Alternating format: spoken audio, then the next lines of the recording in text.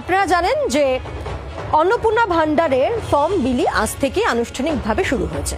সেক্ষেত্রে কিভাবে সেই ফর্ম ফিল আপ করবেন আপনাদের মুশকিল আসান করে দেবো এক্ষুনি। দেখেন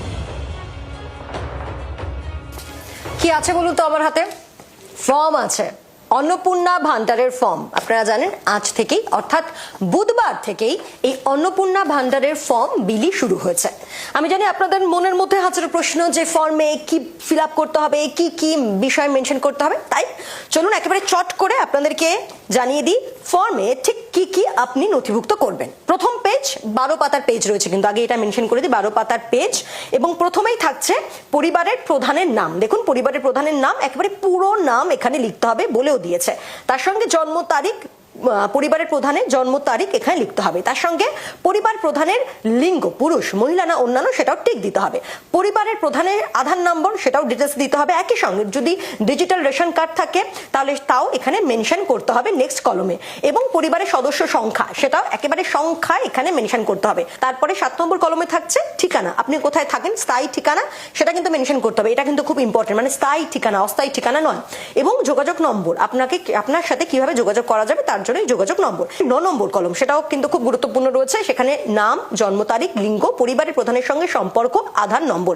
এবং তারপরে ঠিক কি আছে 10 নম্বরে পরিবারের প্রধান এবং পরিবারের সকলের যদি ব্যাংক অ্যাকাউন্ট থাকে, প্রাপ্তবয়স্ক যারা রয়েছে তাদের ব্যাংক অ্যাকাউন্ট সেটা আপনাকে ডিটেলসে লিখতে হবে। কোন ব্যাংকে অ্যাকাউন্ট রয়েছে, অ্যাকাউন্ট নাম্বার কি রয়েছে, IFSC কোড সেটাও একেবারে ডিটেলসে লিখতে হবে। এবং তার জন্য এখানে অনেকগুলো কলমও দেওয়া হয়েছে।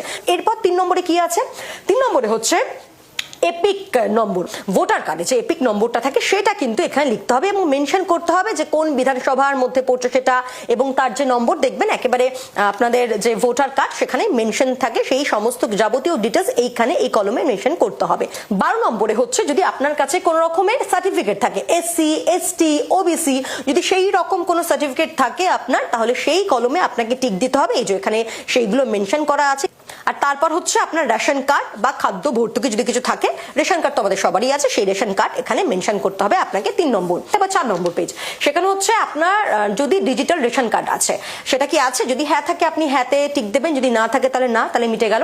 আপনার পরিবারের রেশন দোকান থেকে মাসিক আপনি রেশন তুলছেন কিনা, অর্থাৎ আপনি আপনার পরিবারের সদস্যরা তারা কি রেশন নিচ্ছেন প্রতিনিয়ত, যদি হয় হ্যাঁ তাহলে হ্যাঁতে টিকমার্ক দেবেন, আর যদি না হয় তাহলে না। এরপর যে সম্পদ অর্থাৎ আপনার বা আপনার পরিবারের কত সম্পত্তি আছে সেইটা কিন্তু এখানে মেনশন করতে হবে। এই কলমে দেখুন লেখা আছে সম্পদ বলে, সেখানে একেবারে ডিটেলসে সেটা মেনশন করতে হবে। এরপর হচ্ছে বাড়ির ধরন, অর্থাৎ আপনার বাড়িতে কি 3 বা তার বেশি পাকা ঘর আছে, যদি হ্যাঁ হয় তাহলে হ্যাঁতে টিকমার্ক, যদি না হয়